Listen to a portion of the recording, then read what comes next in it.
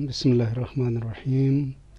अस्सलाम वालेकुम वीवर्स। आज मैं आपको एक बहुत ही खूबसूरत जगह की सैर कराने वाला हूँ और ये जगह है ज़िला नगर का गांव हुपर, जो सतह समंदर से तकरीबन 11,000 फुट की बुलंदी पर है। और ये एक साइड से नगर का आखिरी गांव भी है।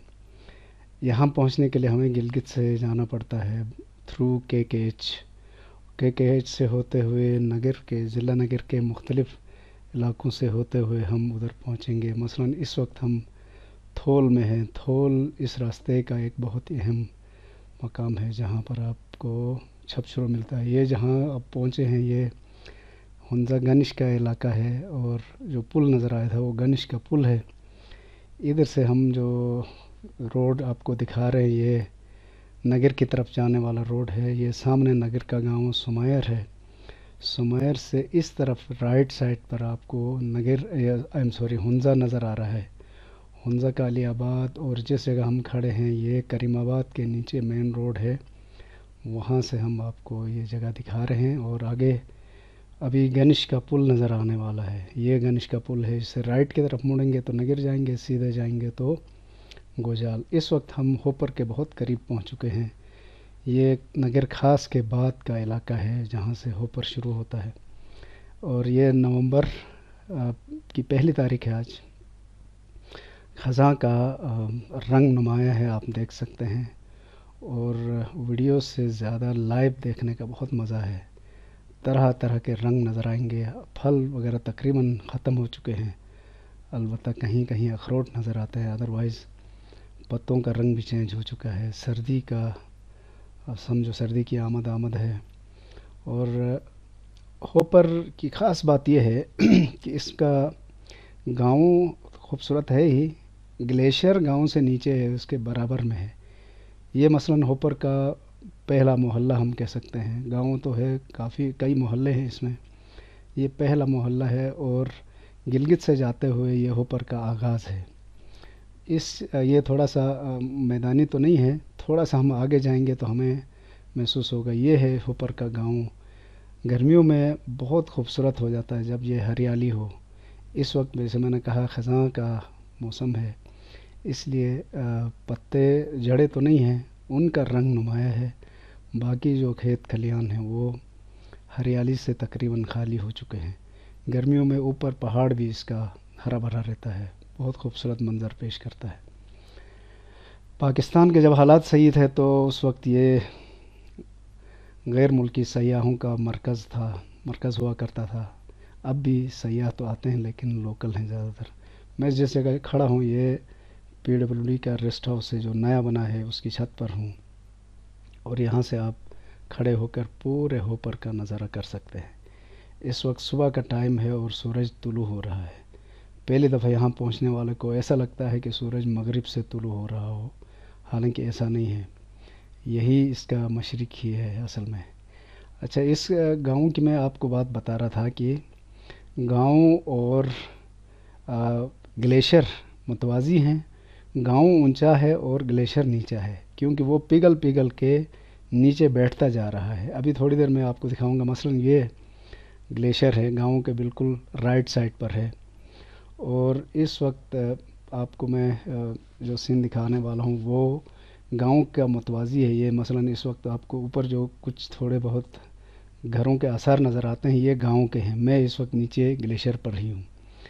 अब हम गांव के एक और व्यू पॉइंट है वहाँ पहुँच चुके हैं।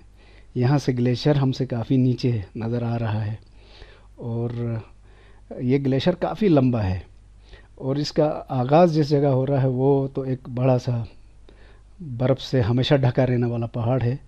ये जिस जगह हम खड़े हैं ये व्यू पॉइंट कहलाता है। यहाँ किसी बाज़ोक आदमी ने बहुत खूबसूरत कमरे बनाए हुए हैं, होटल टाइप का। और ये बहुत छोटे छोटे पत्थरों को जोड़कर बनाया गया है। इस दीवार से आपको अंदाज़ा थोड़ा सा हो रहा होगा कि बहुत खूबसूरत, यानी नेचुरल है सब कुछ, उससे बना हुआ है। और यहाँ आपको खाने पीने की चीज़ें भी मिल जाती हैं आराम से। लेकिन नाइट स्टे का शायद कोई ख़ास बंदोबस्त इधर नहीं है।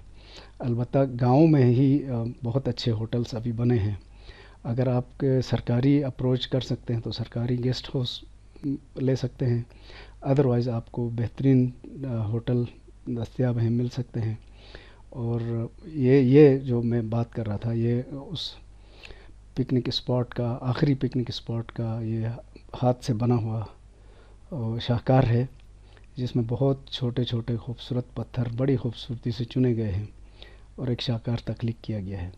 یہ پھر میں گلیشیئر کی طرف آپ کو دکھا رہا ہوں کہ گلیشیئر بہت نیچے ہے، اور نیچے جو بلو رنگ کی کوئی چیز نظر آ رہی ہے وہ دراصل ایک چھوٹا سا کیبن ہے، جہاں گرمیوں میں لوگ کولڈ ڈرنکس وغیرہ رکھتے ہیں، اور لوگ جو نیچے اتر کے گلیشیئر کو چھونا چاہتے ہیں وہ وہاں جا کے گلیشیئر کو بہت قریب سے دیکھ بھی سکتے ہیں، چھو بھی سکتے ہیں، اور آئس توڑ کے کھا بھی سکتے ہیں۔ البتہ گلیشیئر کے جسٹ اس طرف کوئی متروک شدہ آبادی ہے، یہ وہ کھیتوں کے آثار ہیں، لیکن کسی وجہ سے جیولوجیکل چینجز کی وجہ سے پانی کی سپلائی منقطع ہو گئی ہے، جس کی وجہ سے وہ ساری زمین بنجر ہو گئی ہے۔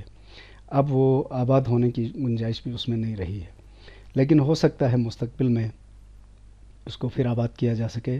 البتہ فی الحال تو کوئی ایسے آثار نہیں ہیں، کیونکہ گلیشیئر نیچے ہے، یعنی برف یا پانی کا ذخیرہ نیچے ہے، اور خود جو زمین ہے وہ اوپر ہے۔ یہاں پر آپ نوٹ کریں کہ یہ سیڑھیاں کیسے بنائی گئی ہیں، یہ بھی کسی کے ذوق کا نتیجہ ہے۔ اور اب یہ ہے گاؤں کا چھوٹا سا پورشن نظر آتا ہے، اور گلیشیئر اس کے بہت نیچے نظر آتا ہے۔ تو یہ اس کی یونیک بات ہے اس ہوپر کی، کہ یہاں گلیشیئر نیچے اور گاؤں اوپر ہے۔ یہ بات بہت دفعہ ریپیٹ تو ہو گئی، معذرت خواہ ہوں اس کے لیے، لیکن یہ ایک بالکل ہی یونیک فیچر ہے۔ عموماً یہ دیکھا گیا کہ گلیشیئرز اونچائی پہ ہوتے ہیں، اور انسانی رہائشی علاقے گلیشیئر سے بہت نیچے ہوتے ہیں۔ یہ واحد جگہ ہے شاید جی بی میں جہاں پر ایسا نہیں ہے، جہاں پر گلیشیئر نیچے اور انسانی آبادی اوپر ہے۔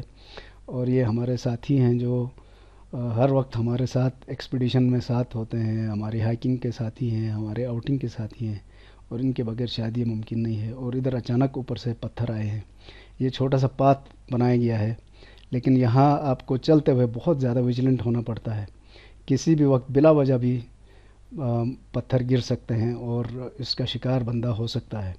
اس لیے ایک دوسرے کو دیکھنے کے بجائے آپ صرف نیچے یا تو راستہ دیکھیں یا اوپر کی طرف دیکھیں جہاں سے پتھر گرنے کا خطرہ ہوتا ہے۔ اب ہم ہوپر گاؤں سے واپس ہو چکے ہیں، اور یہ راستے کا منظر ہے۔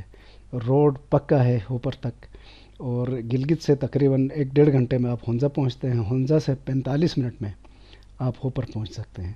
اور اس کی یہ خوبصورتی ساری اپنے ذہن میں نقش کر کے واپس آ سکتے ہیں۔ اور بھی بہت کچھ دیکھنے کو ہے، بس بندے کے پاس جوش جذبہ ہونا چاہیے، ولنگنیس ہونی چاہیے، اور تھوڑا سا وقت ہونا چاہیے، اور اس کے ساتھ تھوڑے سے مانیٹری سپورٹ۔ پھر آپ ان مناظر کو بہت قریب سے دیکھ بھی سکتے ہیں اور مزے بھی لے سکتے ہیں۔